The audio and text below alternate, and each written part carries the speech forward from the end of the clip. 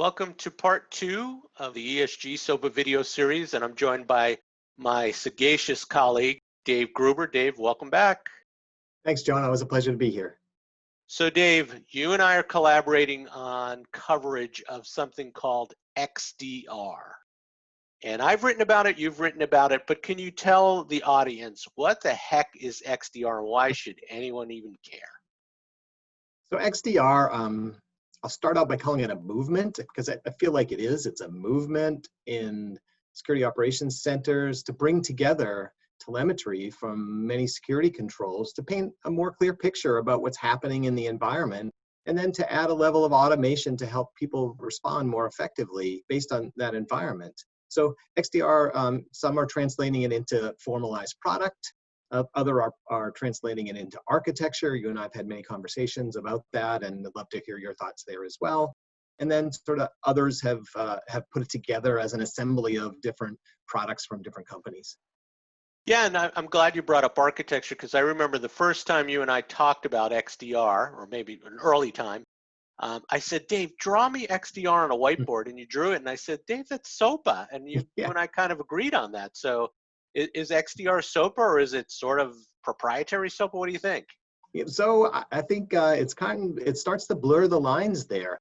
And you've asked me before about, so what's the difference between the SOAPA architecture and what we see vendors doing in the industry to bring these pieces together? And for me, much of it is around packaging and simplification. It's taking the concepts that John, you've been talking about for a long time for SOAPA, and it's packaging them in a way that makes it more turnkey for organizations. So they don't have to do the heavy lifting to assemble the pieces themselves in their own form of architecture, but yet have a more tightly integrated set from an individual vendor or a handful of vendors.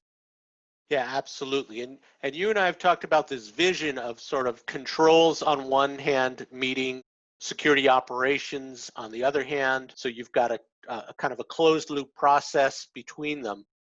But that's a vision. So where do you think we are today, and what are the phases that you see, at least in the immediate future? Yeah, so step one for bringing the pieces together is data correlation. And that's no easy task when you try to bring all the security data together, and there's a lot of vendors in the marketplace that are working hard to try to do so, each selling their own sets of controls, so different vendors bring together different controls. But correlating that data is sort of the upfront piece, and people will talk about that as we're building a data lake for you if you're not building your own and putting the data together. But that's only the beginning of the equation. The next step then is having a level of analytics that can take that data and start to have some pattern recognition about what's happening. So we can understand attacks, we can understand indicators of attacks versus individual indicators of compromise that we often see from the silos.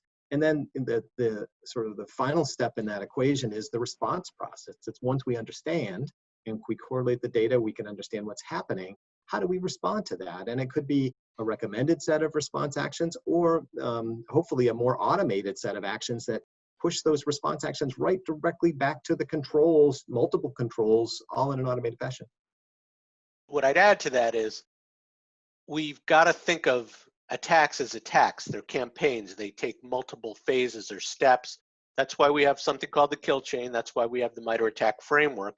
And to me, XDR is an analytics tool that looks across the components in an IT infrastructure and seeks to piece those attacks together versus looking at discrete security alerts or security events and then trying to figure that out after the fact. So once again, you nailed it. Great job.